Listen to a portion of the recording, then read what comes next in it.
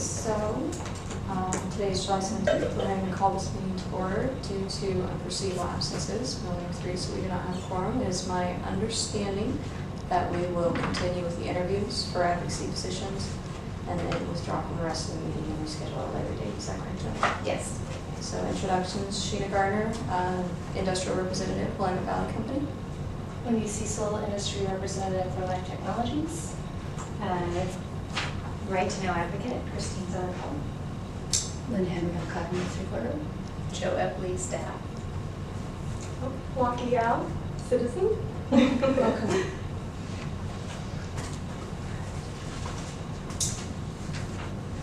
So our agenda today, being abbreviated because of the lack of attendance, is everybody okay with carrying on, conducting the interviews and then rescheduling?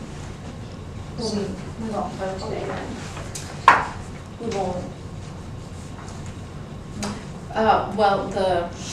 This will be called a small work group. Okay. And we'll do the interviews today and you'll make a recommendation for the rest of the board. And then I'll send an email out to the members that aren't here, asking them to watch the video and weigh in so that we can Okay. make the full decision. So we can't really approve the agenda, but can we approve our plan? Yes. Do we have a motion to approve the abbreviated plan for the day following the first portion of the agenda? I'll second it. And, I'm sorry. And we have had one applicant withdraw his application, the second applicant, Alexis Fiddle. So he will not be being interviewed.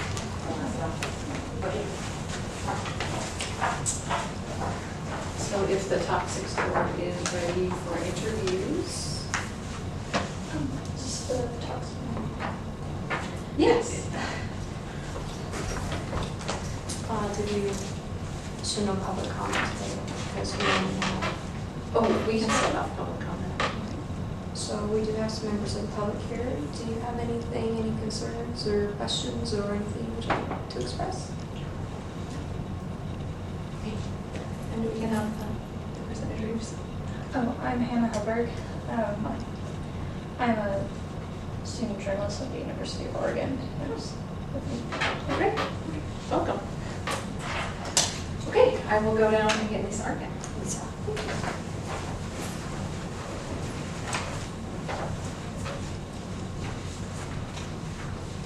You want a copy of the minutes? Oh, that'd be great. So, actually, because there are only 3 of us here today, we don't have a quorum, so we're going to cut it off after the interviews. All right. And we'll switch to other things.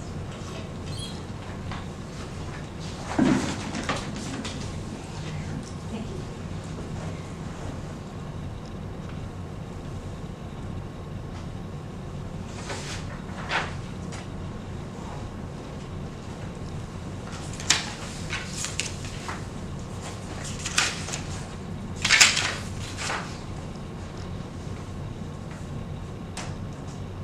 Are we going to go around and ask these questions?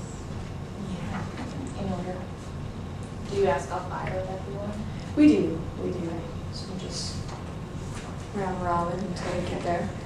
And we do also, if anybody on the board has additional questions that they feel applicable or maybe we didn't quite cover, or maybe the answer wasn't quite direct on the previous one, we're welcome to answer, or ask them.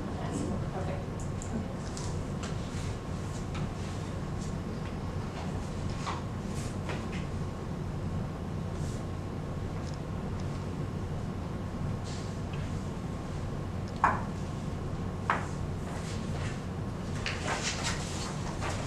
I do have a question. Yes. So you said that there's going to be another meeting since today there aren't enough people here. Have you set another meeting time yet? or- No, we'll do that before we all leave. Oh, okay. Yeah. And you're welcome to stay through all that. Thanks.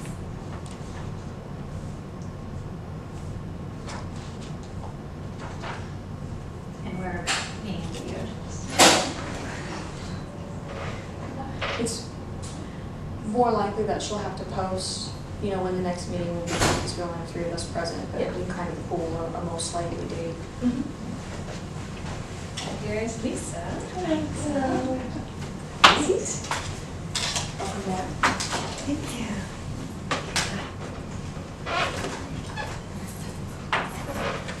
Lisa, we just have some questions here, about 5 questions, and then if anybody on the board has additional questions, you know, based on your responses or anything, I'll go ahead and throw those at you. Fine. But for our first question, I'm Sheena, by the way, with Glen Valley Company Industrial Representative. Your application is really extensive on your outreach experience. Can you tell us, like as far as right to know and being able to demonstrate how you feel your public outreach experience has served you in being able to serve us on the board here, and how do you feel it's applicable? Sure. Well, the scope of the Eugene Toxics Right to Know program is about ensuring that the community of Eugene has the ability to understand what's in the air and the water. So I feel like my outreach experience is beneficial to the board in general because I have good relationships with neighborhood associations and neighborhood leaders and can help promote the interests of the board to the community in that way.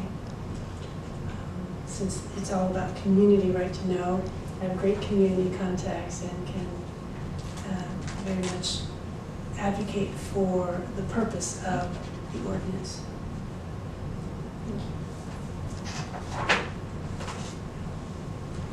Hi, I'm Wendy Cecil. I'm another industry representative, and I work at Life Technologies out in West Eugene. Can you describe for us your understanding of the purposes of the Eugene Toxics Right to Know? Sure.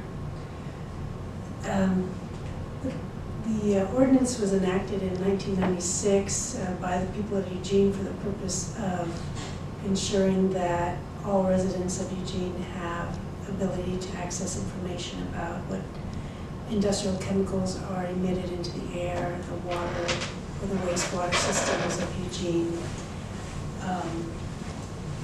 And this toxic board enacts the ordinance so that there's accurate reporting to the fire marshal and that the reporting that is done is then made available to the public for the purposes of public health and community livability.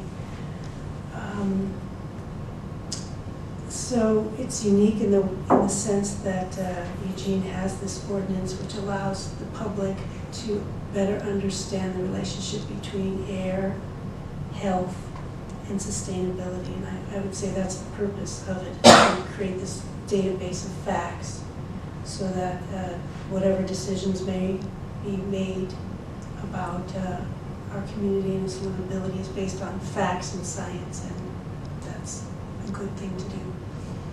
Thank you. I'm Christine Zeller-Powell, Right to Know advocate. And we were wondering what your understanding is of how the reporting program, the whole program functions. Well, annually, businesses that emit more than a metric ton of designated toxic chemicals, and those chemicals are designated by the US EPA, so not by the city of Eugene, are required to report to the Toxics Board, actually, who then is to make an annual report to the fire marshal. That's the way it's supposed to be. I don't know if the report is going directly to the fire marshal, but the Toxics Board is certainly involved in making sure that report is submitted to the fire marshal. And companies are allowed to submit their data on an online system, which is managed by employees of the fire department. And they are responsible for understanding their inputs and outputs of the chemicals that are normally reported to the US EPA, and including what chemicals are going into products and to the wastewater system. So it's called mass balancing, and it's a very accurate way to understand how chemicals come and go in the manufacturing process. Then once the data is verified, I suppose, then that data goes up on the Eugene Fire Marshal's website to comply with the public access part of the ordinance. And I think that data can be kept 7 years or so. And that city council, city manager is also involved in the toxic board as kind of a conduit for information and recommendations between the city manager and the industries themselves and the fire marshal.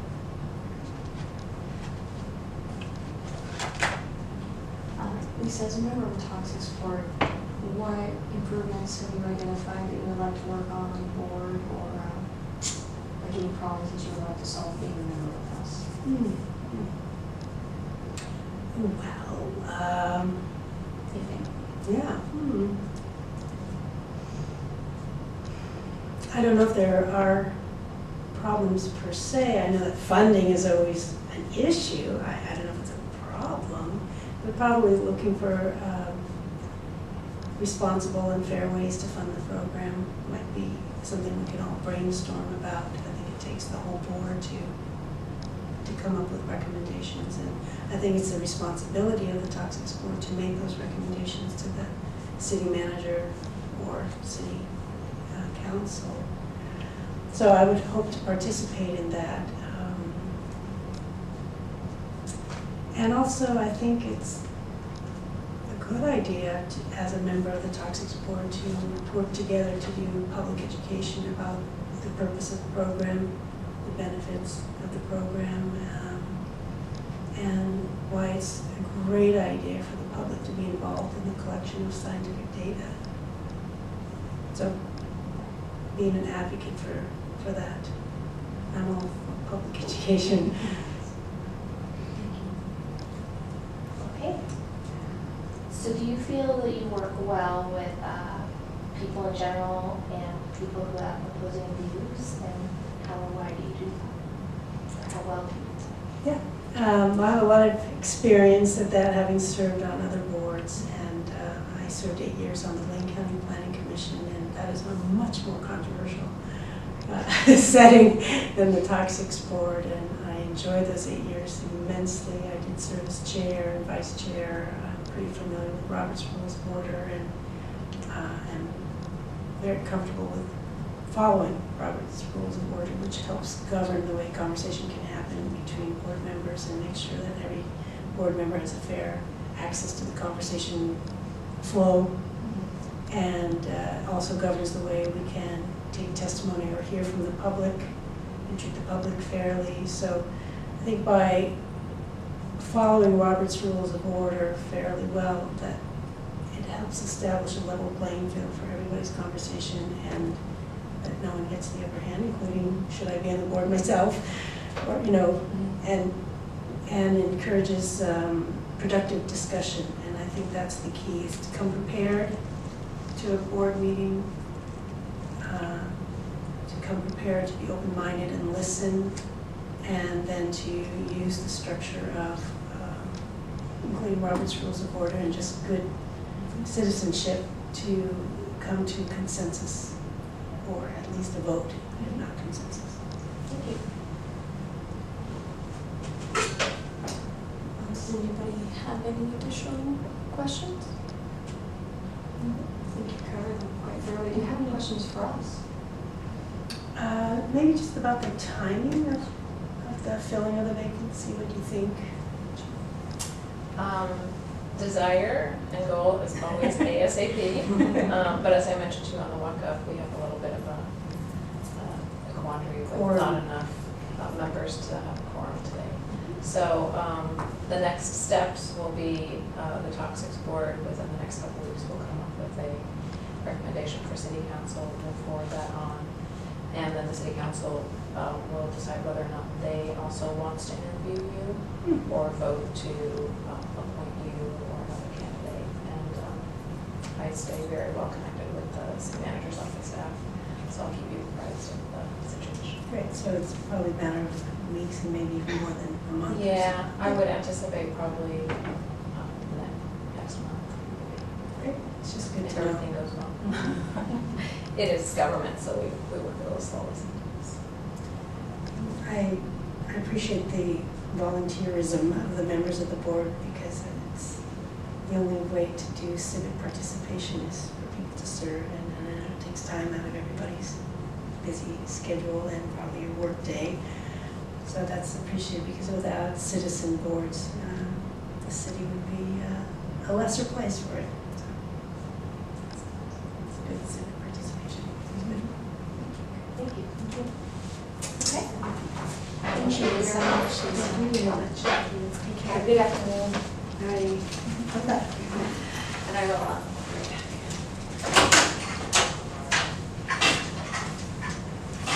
Does it say anywhere on here which position you're applying for? Find it. It's advocacy position 5 on the, is that? Ah, okay, so it's, all of them are for the same position? Yeah. Thank you. I know I saw it somewhere. We got more responses than Yeah, when we were talking about that earlier, someone got word of mouth out, obviously, in one specific group of people.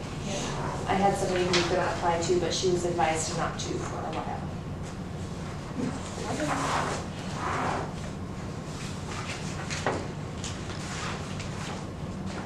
Yeah, I guess there's another,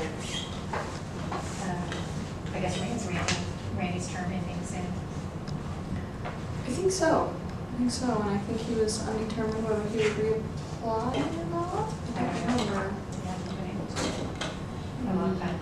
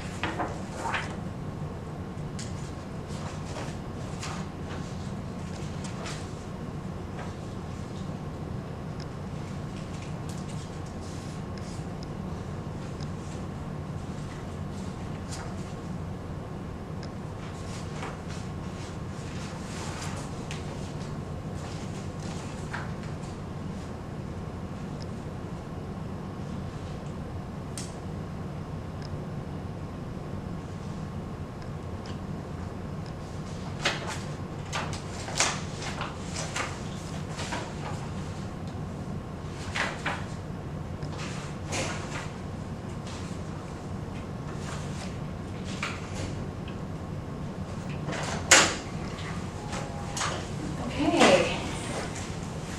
So, who's next? Alex is out, right? So Yeah, Alex is not coming. Oh, Alex is, but Clint is actually here. right. And we're working on time. So I'll go down and get him. The toxic sports, right?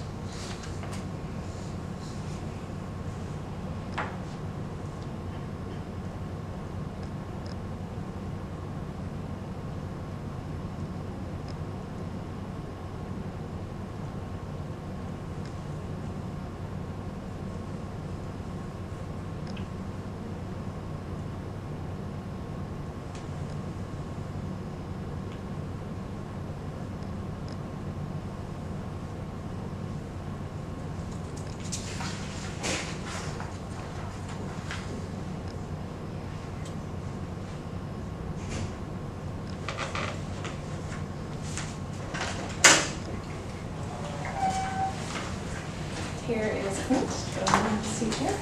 Okay. Hello. Clint or Clint? Clint, please. Welcome. Hi. I'm Sheena Lisboy, I'm about a company industrial rep. And we only have 3 here today, so I'll have Joe explain. Oh, I forgot I was asking how to do it. Hopefully good. So anyway, we have an interesting situation today. We don't have enough Top 6 board members here to make a decision, but we're going to go ahead and interview you, and then this group here will make a recommendation to the rest of the Top 6 board, and then they'll weigh in. So it'll be a couple weeks out before I'll be able to get back to you.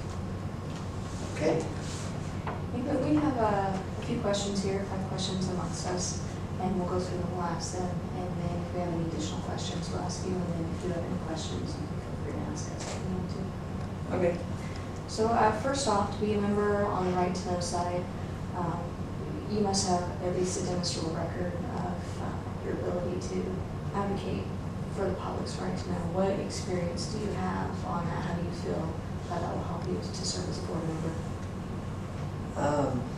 The most I've done at this point in my life is volunteer, and I've had a lot of opportunities over the summer with the McKenzie River Trust, which is outside of Coburg, and they kind of open it up to the public. And I've always found they're going to have one this Friday to plant seedlings and to excavate the foliage, like the invasive species. And I just finished my first year of law school at University of Oregon. I was a volunteer for the Public Interest Environmental Law Conference, which has been around for a couple decades, and it's run by law students and organized, and I served as the table guru, which was just a position where I contacted all the interest groups that wanted to set up a table during the conference to advocate for environmental causes. And that was a really good experience because I got to meet some of those people you're talking about who have dedicated their lives to advocating on the environment's behalf. And it was also really good because all the people I met, like there's a lot of law professors at that school who do environmental law specifically. And, some of them are pretty interesting characters, to say the least.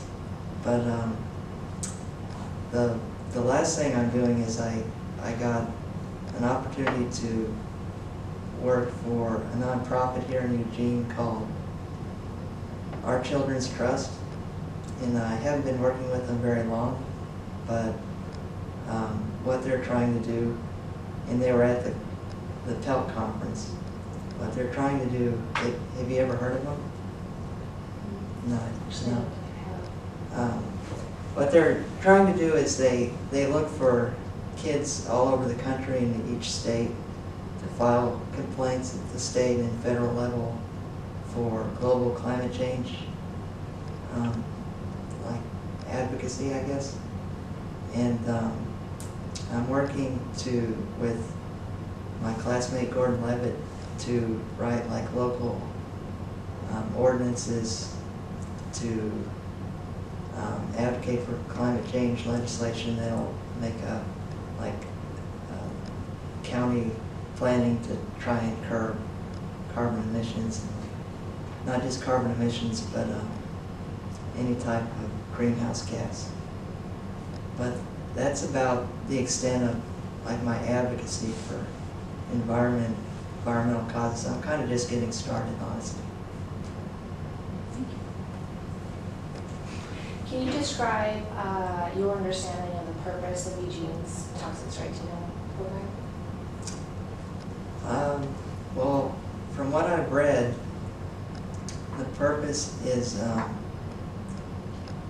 for the city and the city's manufacturers to work together to provide reports for individual citizens to have access to toxic waste dump information. And there's been some controversy, I guess, over time with the fee system for the board, because the burdens on the manufacturers that qualify to provide these reports, to not just provide the information, but to pay for it as well, for the oversight, the board, the Eugene Toxic Board that manages it. So there's been some legal conflicts over time, and there's been some revisions of the fee process. And but I think the purpose of the board is just to allow information and more awareness of how business impacts the community and the environment that we all live in. So I think even though there might be like some legal controversy with the cost of it, the benefits are pretty clear for everyone, because it's in everyone's interest to know that we're keeping the environment clean. And we were also wondering what your understanding is of how the program functions. Well, so in the charter amendment, there's a section that details the responsibilities of the board specifically.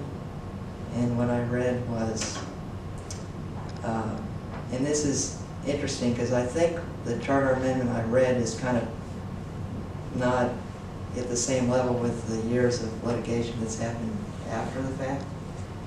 But the responsibilities include an annual fee report to how to finance all the jobs that make a successful annual report.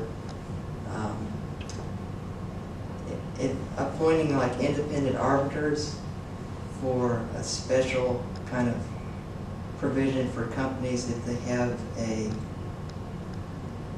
trade secret with their toxic waste in their products. And that seems pretty complicated, but that's part of the responsibility of the board, is to find independent arbiters that these manufacturing businesses can work with to comply with the regulation, or the oversight and the reporting. And just updating, creating the forms for these manufacturer balance sheets, or manufacturer balancing, and making sure that the public, we're in accordance with the Eugene Public Library so that information can get out easily to the citizens. And I think that's all I can remember, so it's a lot. As a member of the board, if any, have you identified or have any ideas of improvements that you think could be made to the program as a whole, or areas that you feel, maybe a bit problematic in your opinion that we could solve, that we could really benefit from your input? Yeah, that just reminds me, that's one of the last things of the board's requirement, is to have that report or suggestions, like an annual suggestion on how to improve the board. And this is kind of why I applied for the board in the first place, because while I'm pursuing a law degree, I'm also enrolled in a dual degree with the conflict and dispute resolution part of the graduate level of our university. And I was talking to them about the first email that I got for this position from a lady named Christine. She was looking for... Oh, yeah? Yeah. Okay. Yeah, nice to meet you. And I was talking to him about maybe there's some conflict or just dispute between the Chamber of Commerce and the board and the citizens who pushed for this in 1999 to make the board part of the city charter. And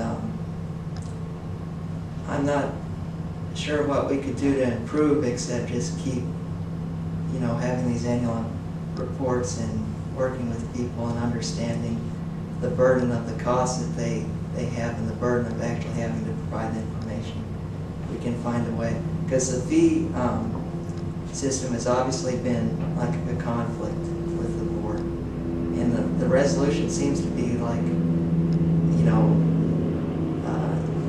the manufacturers jointly pay for the system, and it's capped by the state to $2,000, and the board has recommended like $80-something for full-time employees up to that 2,000 limit. But the question I have is that enough money for the 50-some manufacturing companies that pay for the reporting service, if that's enough to do what the board was legislated to do? And those are questions I don't really know. It's probably more what you guys know. Thank you. Yeah. Okay. Can you describe how you feel about working in a group with a team, especially with people who may express views that are different than your own? Yeah, so that's what I'm going to spend all next year studying. So I'd really like, you know, to collaborate and work together and be positive, and work through conflict and build friendships. So it'd be nice to give it a try. Do you guys have any more questions? Do you have questions for us?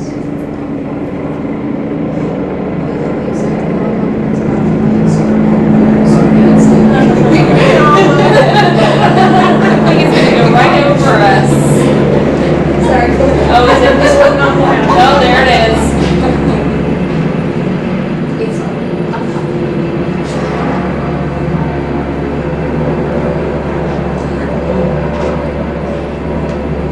You have to take a break from them anyway, it's too loud, right? That's right. How This happens at every meeting in this room. Yeah. I've never been here before. Yay.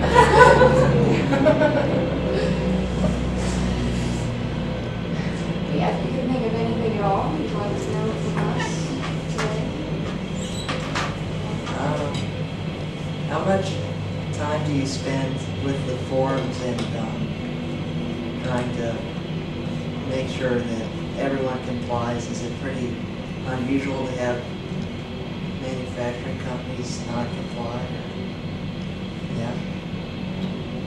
Well, I'm a relatively new staff person for managing this program, and I've worked with the board over the last 3 years to put some systems and timelines in place, and really work with the manufacturing businesses proactively, so they understand the requirements, they remember the deadlines, and that they comply with. Okay. So since I've been managing the program, we haven't had any issues. How long have you been working? Managing this program, about 3 years. Okay. I noticed when I looked online, some companies kind of had like, I looked at the charts, because charts and colors make more sense to me. And you could see like in the beginning they had a pretty big bar, and then it kind of went smaller. Do you think like this board helped curb the amount of toxic waste, or was it a change in the economy or the reporting? I think it'd be a combination of all of that, you know, when you're the reporting that the companies are withheld to federal report, just state reports, kind of puts a lot of pressure on the company, and it all kind of seems to hit at the same time, it's rotational, and it inspires on different management levels just to minimize inputs anyways, which brings that whole curve down as you're seeing the trend. That, it wasn't always the case with every company, No. but there was some of them. Yeah. And the last question is, there was kind of a big question mark in my research about a fee scheduling or for penalties. Do you work on that? Like some requirement to have like parameters for violations and how much you would penalize them in fees? Well, those are partially outlined in the charter, and then after there was a ruling on the lawsuit, the Eugene City Code was updated, which affected this program's fees. And the range of fees is set in there. It's not, and I can't remember the numbers off the top of my head. So we do have a fee schedule per se, but because everybody's been compliant, we haven't had to act upon it, at least since I've been managing the program, excuse me. Okay. I think that's all I got. I think that's all we got. Thank you. Thank you. Okay, thank you. I will want to bring our next candidate up.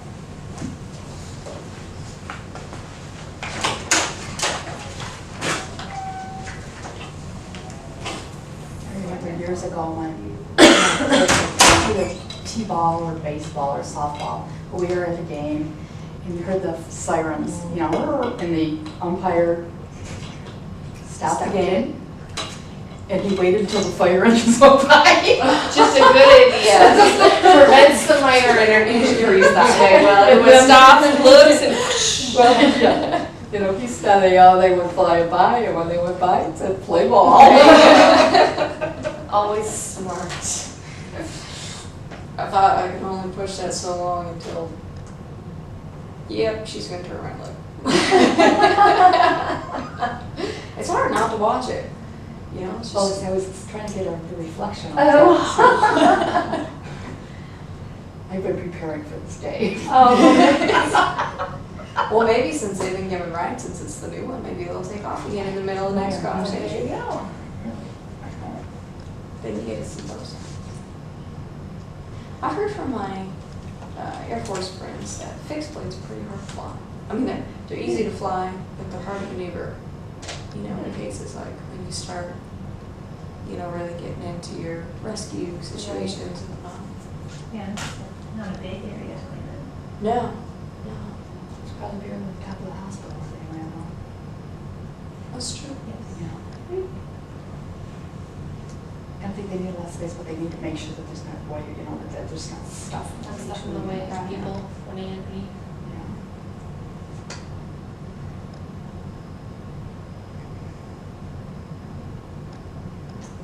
We had one meeting where they were parked and they just kept turning on the blades and then turning them off. One of these meetings? Yeah. Oh, I wasn't here, I was with somebody else. And I don't know if they were practicing something, so I don't know what. Training day.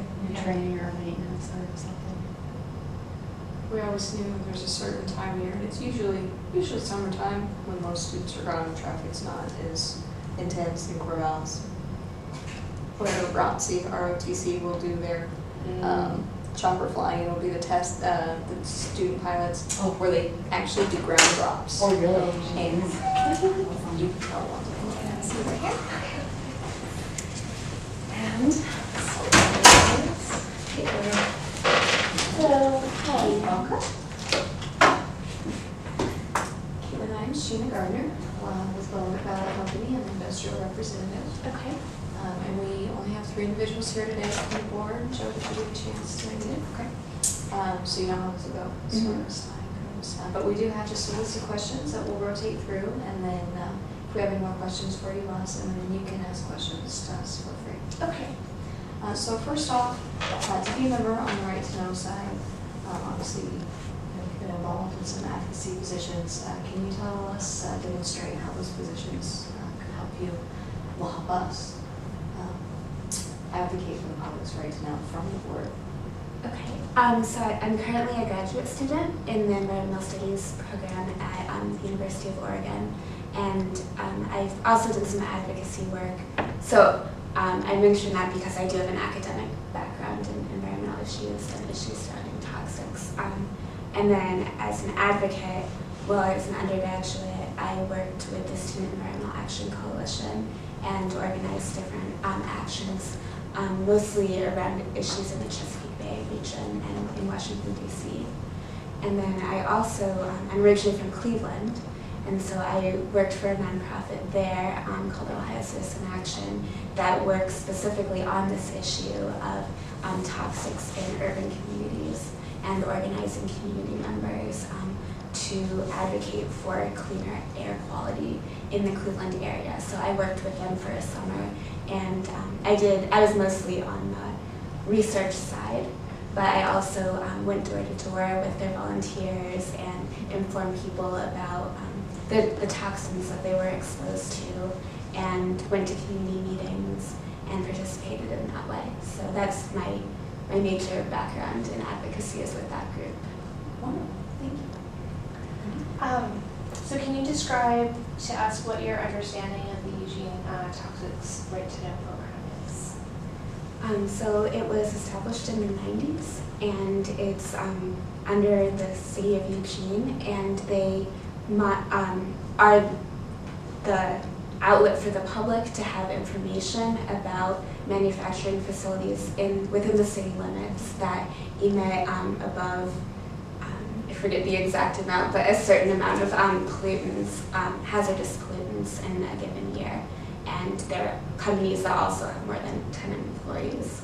And so the board, the companies report to the board and to the city, and then the board sort of demonstrates that to the public through meetings and by sort of overseeing what the companies are doing and understanding it and being that sort of go-to person for the community to ask questions about different things that are going on in the community surrounding toxic pollutants. Thank you. And we were wondering what your understanding is of how the program functions. Okay, so this is a different question, yes. So the board meets and they look over the information, and then they communicate that information to the public. I'm not really sure how I guess this- you did kind of cover it. Yeah. Okay. Have you identified any improvements that you think we can make in the program kind of as a whole, public outreach, reporting, or anything you've seen that you would like to contribute, work on? I'm not sure if the public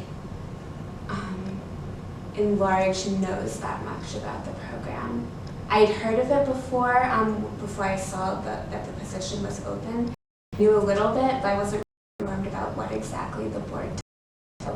And actually, I've lived in Eugene for almost 2 years, so newer to the community. I don't know if there's a lot of knowledge of it on campus among students, so students sort of, especially environmental issues on campus, and to have information about the board and have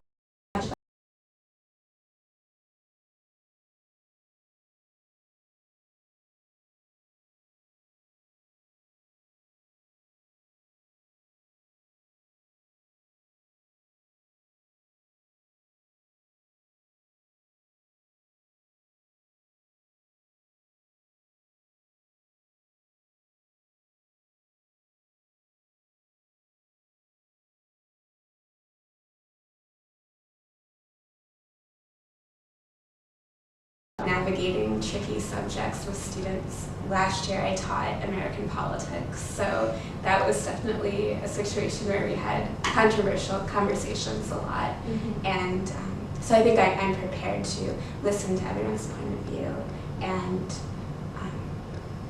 sort of understand what people are thinking and evaluate that. Yeah. Thank you. Any additional? I had one more. When do you complete your program, and how long do you think that you'll stay in Eugene?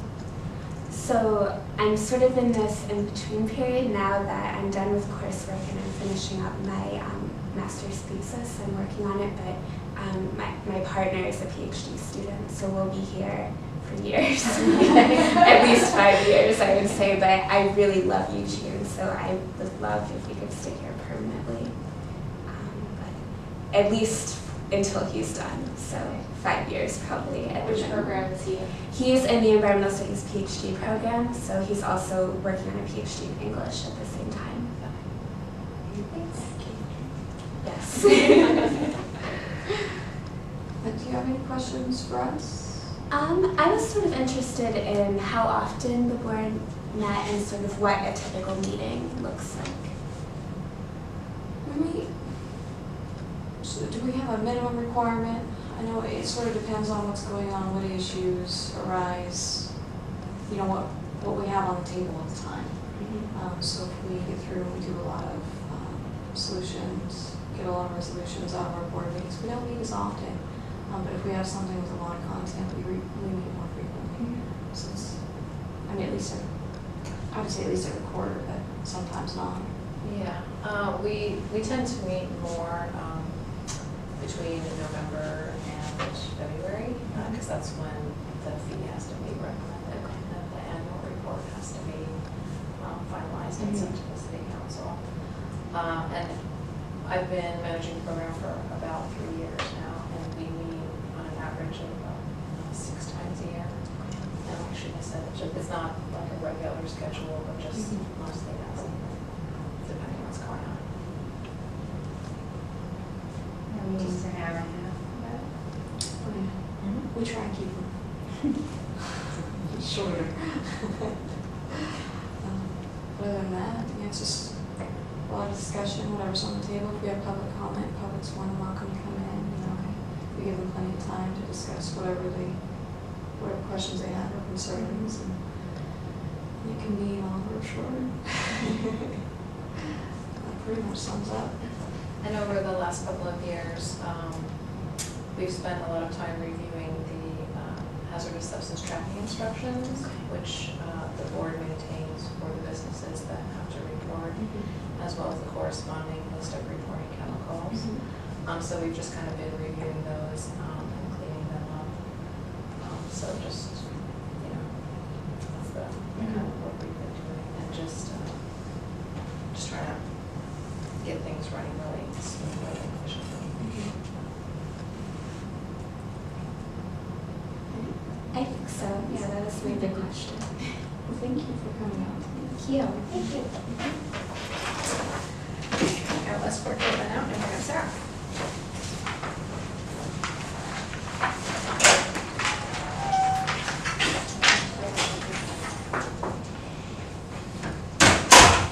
Her smile is contagious. Yeah.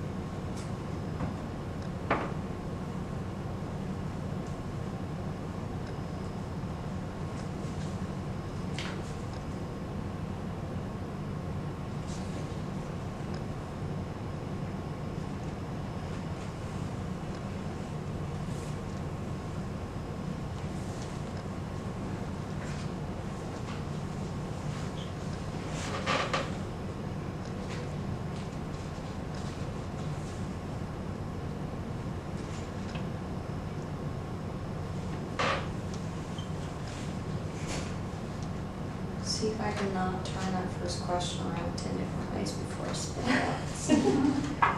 It's the tricky one. How you gonna write that one down? I've got the list where I'm going to say, get rid of these people.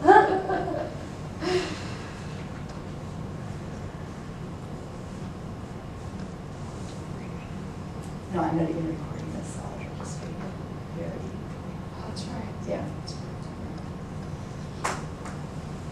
My brain's a little done today, so I should probably just read it. First by the couple was fun, script. and I was like, oh, okay. What do you know?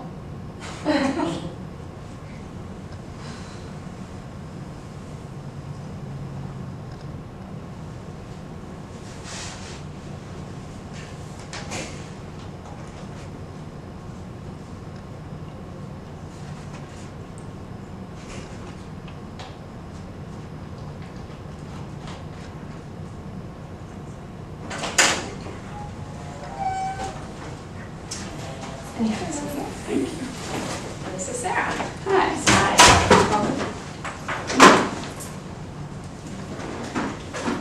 And Joe, did you get a chance? I You did. did? Loda. Yep, well, that's what we've got going on today. But I'm Sheila Gardner with Willamette Valley Company, a local industry, so I serve as an industry rep. And between the three of us, we're gonna go ahead and ask you 5 questions, preset questions. Okay. And then if we have any more questions, we'll ask them. And then if you have any questions for us, you're more than welcome to Okay. ask us. But first off, to be a member on the Right to Know side, you must be able to demonstrate your record of advocacy on the public's right to know. So how do you feel you qualify for that? What's your experience? How do you feel you can contribute? Yeah, absolutely. So I'm currently finishing up a master's in environmental studies at the U of O here in Eugene. And my interests are in public health and policy. And I, in fact, taught a class that I designed myself on pollution and health, where students sort of took an interdisciplinary approach to looking at issues of different sorts of pollution, and we looked at the policies that dictate how we respond to those pollution concerns. I also have a background in environmental advocacy as well as biology, so I did some research as an undergraduate on physiological effects of different chemical contaminants in our environment. And I also so I'm currently on the board of the Northwest Center for Alternatives to Pesticides, which does some environmental advocacy around environmental health. And I served on the Ohio Student Environmental Coalition in 2009, which was a group of students who sort of created campaigns for statewide environmental advocacy. Thank you. Of course. Hi, I'm Wendy. Sorry, I'm slow at taking notes. I have to, otherwise I forget things. I'm Wendy Cecil, and I'm also an industry rep here. I work for Life Technologies. And my first question for you is, what is your understanding of the purpose of the Eugene Toxics Right to Know program? Great. My perception is that the Toxics Right to Know program is a way for citizens in Eugene to be able to access information about toxic inputs and outputs that are used here in the city. So without this sort of unique program, folks would have to make a Freedom of Information Act request to get that information. So it's sort of just making information more accessible to the public. I looked around at the website a little bit earlier, and one thing that I did like but was also frustrating as more of like an advocate for less chemicals in the environment was that it doesn't really tell you like who's the worst or anything like that, which I think is great because it sort of lets citizens absorb the information on their own, make their own decisions about how they want to interact with the information and what they can sort of take away from the website. Great, thank you. So I'm Christine Zilipal, one of the Right to Know advocates, and we are wondering what your understanding is of how the program functions. It's based on my understanding of reading the charter and things like that. The program functions with, there's several criteria about what businesses have to report. I'm trying to remember off the top of my head, stationary in the city limits, more than 10 full-time equivalents, and releasing more than like 2,600 pounds of materials that are classified as toxics. And those businesses have to sort of pay a fee to the city as well as release their information each year on toxic inputs and outputs that meet various particular criteria. Great. As a board member, we obviously make improvements and work on different parts of the program. Is there anything that you've identified just going through our website or your knowledge of the program that you would like to make improvements on, or areas that we could expand, or problem solving? Like I mentioned earlier, I felt I was interested in the format of the website, but also a little bit frustrated as a citizen that I couldn't get like the exact report I wanted from the data. So I don't have a ton of experience with this, and I'm sure that there probably isn't Joe doesn't have a ton of staff time to put towards this, but it could be nice to give people a few more options of the different reports that they could run on the data. But other than that, I think I'm just excited that we have the ability to collect this information and receive it as citizens of this community. Okay. Can you explain for us how you feel about your effectiveness in working within a team, and especially with people who may have very strongly opposing viewpoints? Yeah, that's a great question. And the best example that I could think of when thinking about this type of question that might be asked is that I was born and raised in rural Ohio, and as a sort of more progressive, environmentally minded person, I have often had to work and interact with people who I disagree with. And I'm someone who I feel like the best thing that you can do is listen and be respectful, and definitely try to convince people who you disagree with why your side is better, but also realize that people have their opinions because they believe what they think is correct, and so trying to come from a place of understanding. Great, thank you. Any questions? I do, sorry. So you're in your master's program right now. How long do you anticipate staying in Eugene? I plan on being in Eugene for the foreseeable future. Yes. Do you have any questions for us? I guess I have a couple of questions. How much do you see as the time commitment for this board? And do you like it?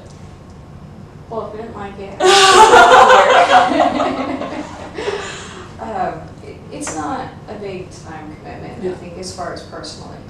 You know, it's just reviewing the materials and maybe understanding the concepts. And Joe sets us up really good with what we need thus far, so it is variable when we meet, depending on what we have on the table. Yeah. So definite, like if we try to keep the meetings to within an hour and a half, we said, try to keep them. Mm-hmm. And there, you were saying they're roughly 6 times a year. Okay. And are they usually sort of weekday afternoon? Pretty typical time? Yeah, the time is pretty set. 3:30 start times. And it's, over the last couple of years, it's tended to be Tuesday, Wednesday, or Thursday. Okay. I guess not. Well, Wendy and Yeah, does it seem like a reasonable time commitment? Is it fun? your Oh, yeah, this is my first meeting. I Oh. just joined recently, so that was one of my concerns too. Uh-huh. And so far, it's like Sheena said, Joe sends the materials out really well in advance, gives you time to really read through things and prep. And like I like to do a lot of my own reading and research on the side, so yeah, I haven't had a problem with it. Yeah, I would agree with what Wendy and Shannon says for us time commitment. Shows are regretted about sending out the memos ahead of time. So. Great. Thank you very much. Thank Yes, you all. thank you.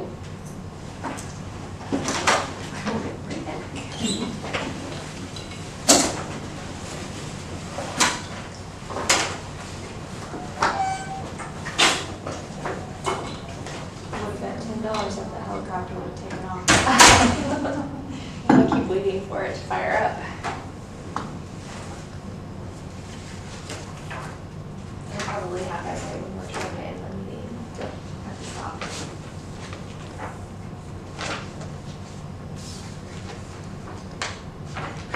They usually thought it's taken off how noisy it is. If the other members of this board are going to have to review the tape. Right. to make the recommendation. That's why I was like, we're gonna have to stop, wait Yeah. for it to lift off and go, just so that we can Yeah. record our voices.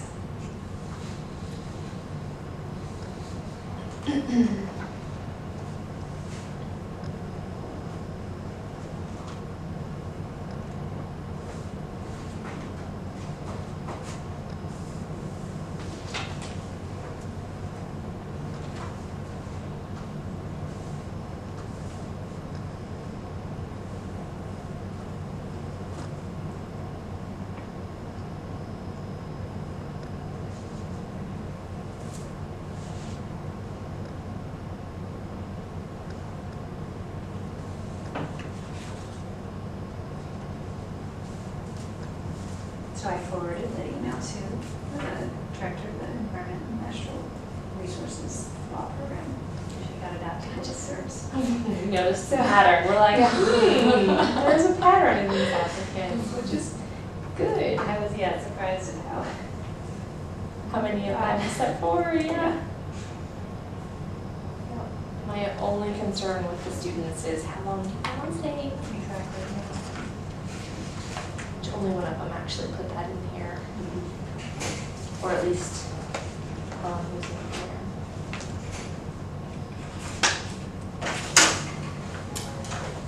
Okay. So, I would appreciate it if the group that's here today could make a recommendation for the remaining board members that aren't here, based on the interviews that we had. And then I'll follow up with everybody to get a full board recommendation. Okay, you want that by email or here? No, you guys here Okay. today. The people that aren't, we'll do by email, and I'll check into if we may need to actually meet again in person as a group to finalize the official recommendation. And I don't remember if anybody was here yet except Sheena, but a recommendation on new toxics board members isn't necessarily required to the city council. It's just, in my opinion, a good idea. So just know that if we ever get into a crunch where, given time constraints, the toxics board can't make a recommendation to city council. They have their own process. But they actually conduct interviews or? Yep. About every third time they do that anyway. I just leave it at Yeah, I thought so. But I really don't keep total that track. I was aligning the budget committees.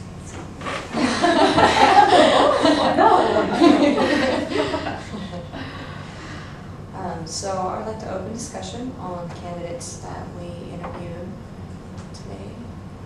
I know for me, I have 2 primary candidates.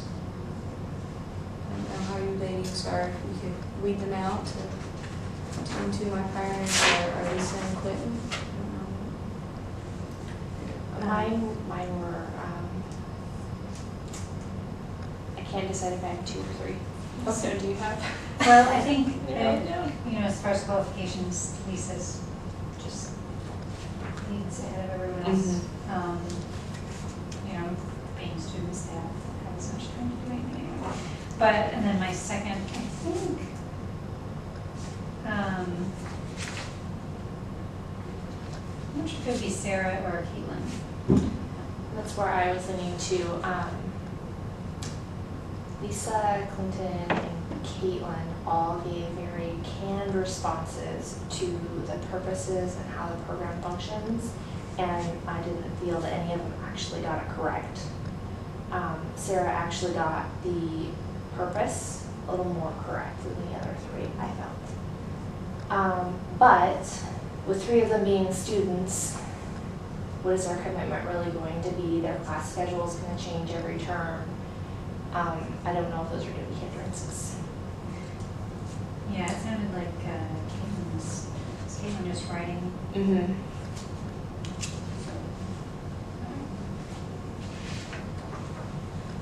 And Lisa's, she didn't put on her application how long she's been here, but it sounds like she's been here for quite a while. And if she served 8 years on the planning committee, she's obviously dedicated to participation.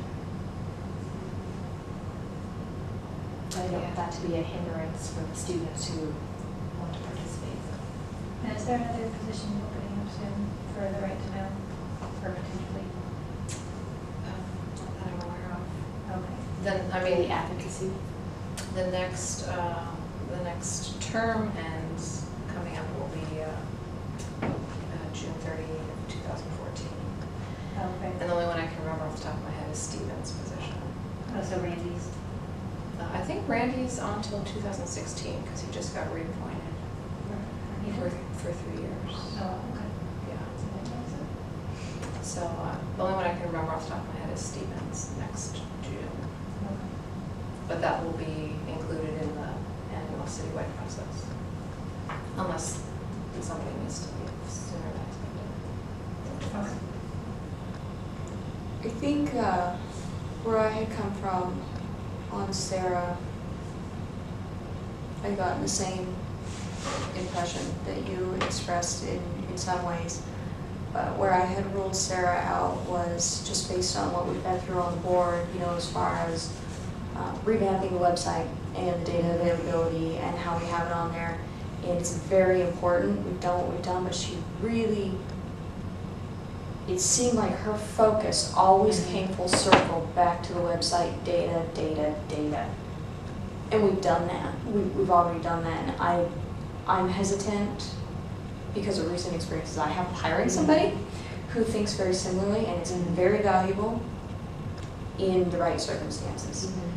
When it's not the right circumstance, and it's not always, you know, all the time the right or inappropriate circumstance, to have somebody that's so focused on that, it's really hard to shake them out of that box, really hard. And we don't have time allotment in the meetings to do that. I think, you know, not everything can come back to that website.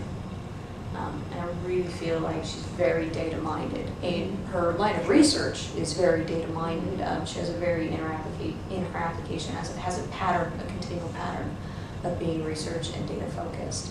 And that makes me more hesitant with, you know, especially with Lisa being so qualified. And then what I saw in Clinton, which took me a few minutes, but when it hit me like a freight train, is that he keyed in on all of our main issues that we have coming up. All of the ones that we have on the table now. Did he look at an agenda? Was that? It's posted on the It's website. posted, so maybe he looked at the agenda, but he clued into all the little things that aren't even on the agenda, about funding and the legal issues. And I can think back to every meeting that I've sat in, and I can't remember a single one where our legal boundaries and constraints have come into question, and often have a tendency to extend a meeting or send extra work on you. Joe, go look this up. Whereas if somebody had a little bit of experience with that, you might be able to get a little bit more support from the board. Lowering your time, which time constraint is obviously something we should be talking about. But also maybe somebody that already knows those, just somebody that kind of holds that knowledge of our boundaries in their mind, and it's fresh in their mind, and they work in that all the time, where it can keep us together in the meeting. You know, I really like the idea of that. I know he doesn't have as much experience as Lisa, but I can certainly say that I'm 29, I'm in that boat a lot, and I think I have a lot to offer usually, and he might too. You know, Lisa's very valuable, but he also offers a lot in that aspect. That's how I got to where I got. That's how I got down to those two. You know, I mean, at first, Clinton, I felt it was very, you know, he'd read it, he'd done his research, which not everybody would research it that much, so I had to appreciate that, but it was pretty canned, you know. Almost verbatim, some which is also valuable, but not as kind of conceptually interpretive as I think I would look at from Lisa's aspect. She's very interpretive. And she also has, the part I picked up with Lisa was her emphasis on communicating out to the community that this information is available, it is there, you can be active, you can participate. So, I mean, if you're struggling with getting board members or applicants for board members every time a term comes up, someone like Lisa might be very helpful for the next few years in getting that message out there and getting people more aware of it. Was it Caitlin also that said she's been here for a couple of years and was surprised for something that she didn't already know about this? So Lisa's connections in the community and, you know, how she gets out there, seems to be attending community meetings and whatnot, might benefit the board in the long run too.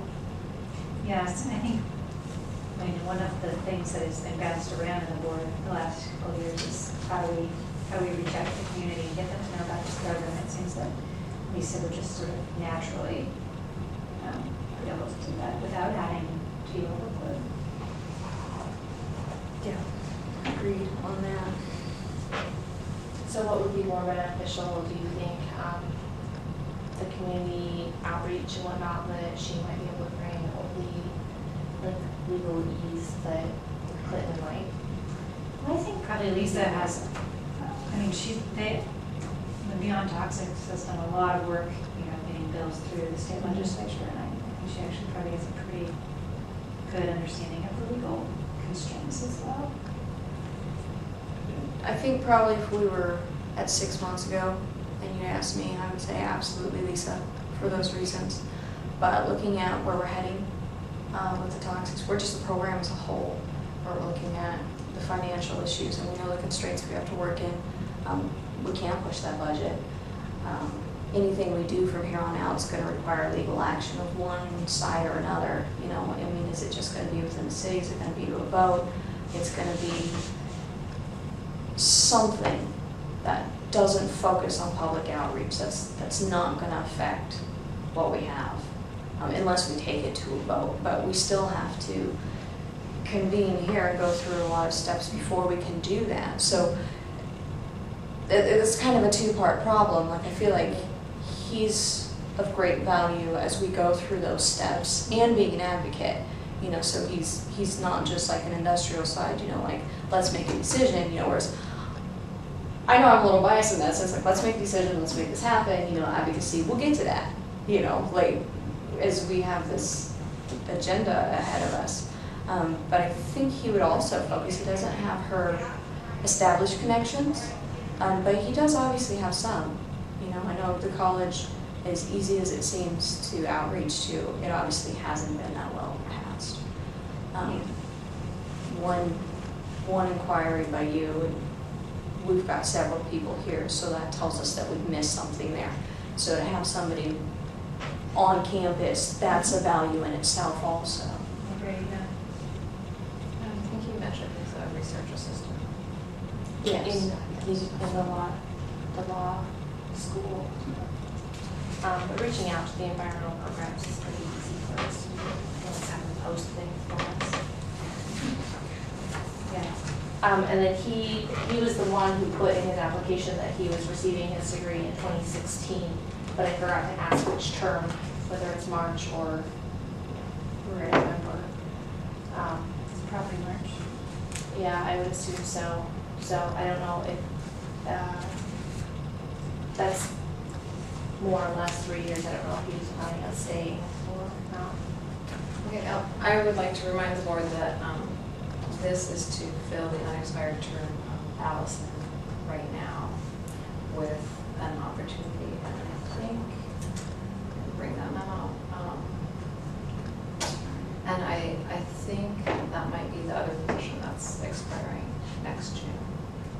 So they will have an opportunity at that time. Oh, so this is only through like next June. Oh, okay. And then they can, if they're interested, if the candidate that's appointed is interested, then they can reapply for a second full 3-year term. I think we all have such variable schedules and scheduling commitments. So far, other than today, we do really good with working around them. So, I guess that's the other concern I have with students, since their schedules do change every 3 months. yeah. As long as, we're able to accommodate whoever, if we were to go with one of them. So do you ladies have a primary one that we want to make a motion on? So I'm happy to go with Lisa. Make a motion. Or do we need words? Yeah, I'm torn. I want to give the student a chance, but, especially if it's a shorter term. Every 50-50 in my life comes down to rock, paper, scissors. I know, right? Where you That's need money, not Mo. official. But I would also hate to lose out on Lisa's participation. 'Cause it sounds like she's so active that if she didn't get this, she would just apply to the next board. So I would second the recommendation for Lisa. All in favor, say aye. For Lisa. Yeah. So, demand. Opposed? Okay.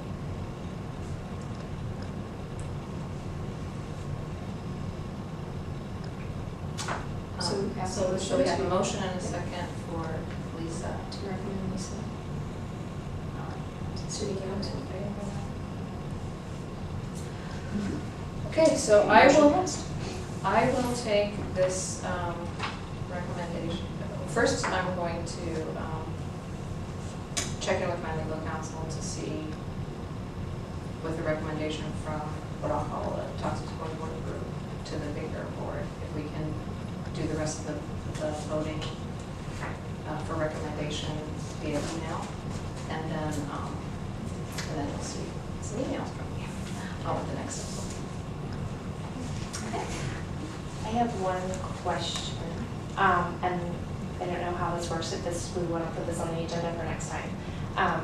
But a question had occurred to me over the last couple of months: how does a manufacturer report on chemicals that they are finished with, but they find a reuse purpose for with someone else? Is that considered waste that needs to be reported, or is there a recycle code?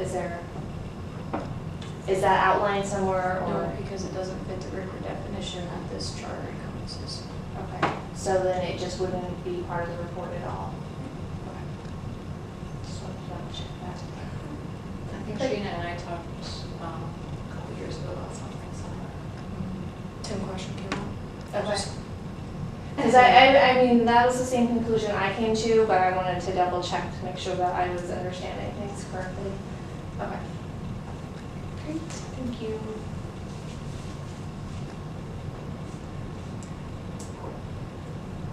So since we need to put any other decisions in this meeting on the agenda, do next time, do we have a time that we know works for the three of us a couple times, and we can, or do you want to do your doodle? I would like to get you guys available dates for the next 2 to 3 weeks. And just send out the Tuesday, Wednesday, Thursday dates that are best, and then send it out to the rest of the group. And hopefully get that as far as we here. I don't think I have anything in the next 2 weeks that would prevent me from being here at 3:30 on Tuesday, Wednesday, or Thursday. On the 25th and the 30th. Not Correct. March 25th. We can't do the week of next week.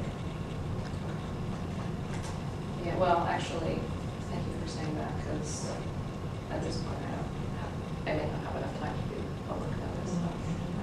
We'll just be looking at the 3 weeks. So that first week in August also I'm not available with the. Yeah, that and the last week of July, I think I could do Tuesday or possibly Wednesday, but not Thursday.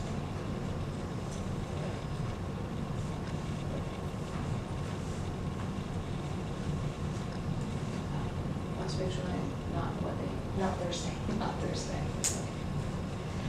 Okay, and just to remind everybody the timeline we're on, I'm going to City Council with Toxics Board recommendations for the future of the Toxics program on the memo that I sent out on September 11th.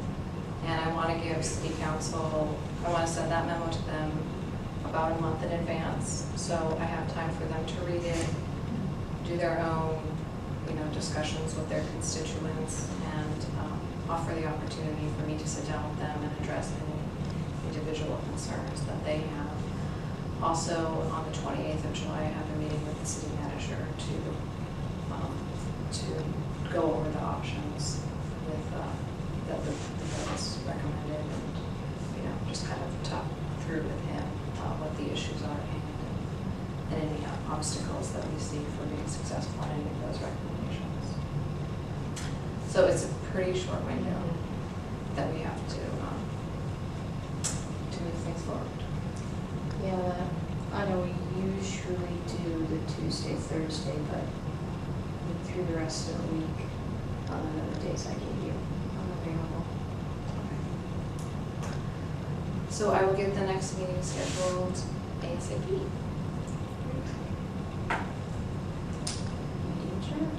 Thank you. Thank you.